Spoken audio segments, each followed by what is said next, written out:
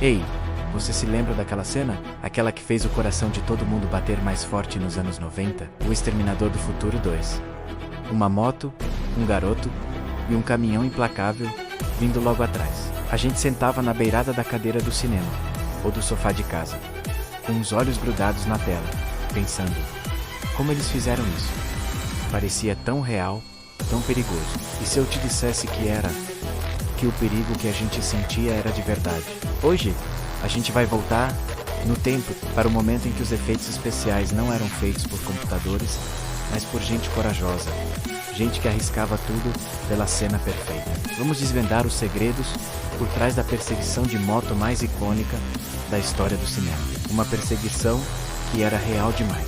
Antes de acelerarmos fundo nessa história, já deixa aquele like para fortalecer o nosso trabalho e se inscreve no canal. Ativa o sininho também, porque aqui a gente desenterra as histórias mais incríveis de Hollywood que você nem imaginava. Feito? Então se segura, porque a viagem vai ser intensa. Vamos voltar para o início dos anos 90. James Cameron, o gênio por trás de T2, tinha uma visão. Ele queria uma cena de ação que definisse uma geração. Nada de truques de câmera baratos ou maquetes óbvias. Ele queria realismo. Ele queria que o público sentisse o peso do caminhão, o cheiro de pneu queimado e o pânico de John Connor. E para conseguir isso, ele precisava de dublês. Dublês de verdade, dispostos a fazer o impossível. A cena começa nos canais de Los Angeles. Um cenário perfeito, quase pós-apocalíptico. John Connor pilotando sua pequena moto de motocross, tentando escapar. E então, do alto, surge o T1000.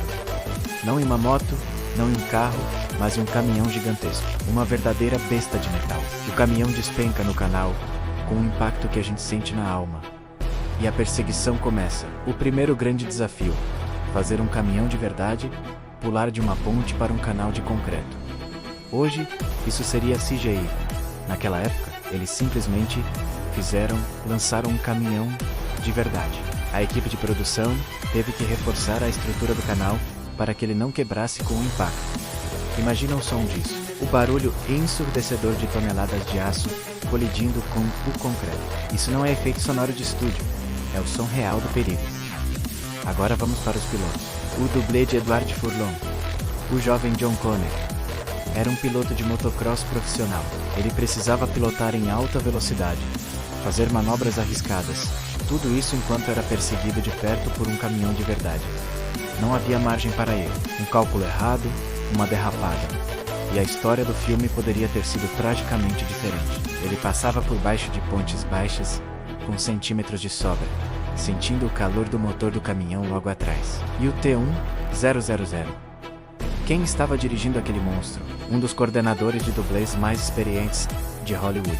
A tarefa dele era ainda mais assustadora: pilotar um caminhão pesado, em um espaço apertado, o mais perto possível de uma moto, sem de fato atingir o piloto. Ele tinha que parecer implacável, incontrolável. Mas na verdade, cada movimento era friamente calculado. A precisão necessária era cirúrgica. Mas a estrela principal dessa sequência, sem dúvida, é Arnold Schwarzenegger. E aqui vem um dos detalhes mais insanos. Arnold fez a maior parte de suas próprias cenas na moto. Sim, o próprio Exterminador estava no controle daquela Harley Davidson Fat Boy.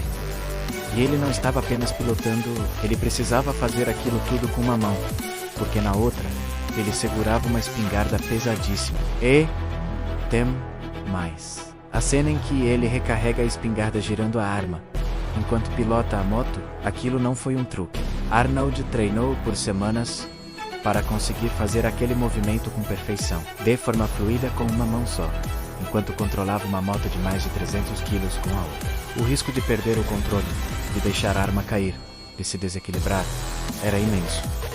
Mas ele conseguiu. Aquele momento icônico, que virou pôster e capa de revista, foi pura habilidade e coragem. E o salto da moto? Aquele momento em que o Exterminador salta com a Harley do nível da rua para dentro do canal para salvar John Connor. Aquilo foi o ápice da loucura e da genialidade. Nenhum dublê queria fazer. Uma Harley Davidson Fat Boy não foi feita para saltar. É pesada, desajeitada no ar. O risco de um acidente catastrófico era altíssimo. A produção teve que suspender a moto por cabos de aço super resistentes, mas muito finos, para serem apagados depois, na pós-produção. Mesmo assim, o piloto no comando, um dublê lendário, estava realizando um salto de dezenas de metros, a uma altura considerável, com uma máquina que não foi projetada para voar. A aterrissagem foi brutal. A suspensão da moto foi completamente destruída no impacto, como era de se esperar. Mas a cena ficou perfeita. Ficou imortal. Cada segundo dessa perseguição foi uma dança com o perigo. A câmera muitas vezes estava montada em um carro que corria lado a lado com a ação, capturando tudo de perto. O diretor de fotografia e os operadores de câmera também estavam no meio do caos arriscando o safe para nos dar a melhor visão possível daquela batalha sobre rodas. Eles não estavam seguros em um estúdio com tela verde. Eles estavam lá, no canal, com o caminhão e as motos passando a centímetros deles. Isso é o que diferenciava o cinema daquela época. Havia um peso, uma textura, uma sensação de perigo real, que é muito difícil de replicar com computadores. Quando vemos o T-1000 batendo o caminhão contra os pilares das pontes, os pedaços de concreto que voam são reais. A fumaça, as faíscas, a destruição. Tudo era prático. Pense nisso da próxima vez que assistir ao Exterminador do Futuro 2. Não veja apenas uma cena de ação.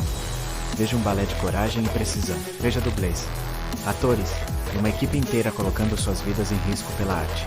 Veja o trabalho de James Cameron, um diretor que exigia o impossível e inspirava sua equipe a realizá-lo.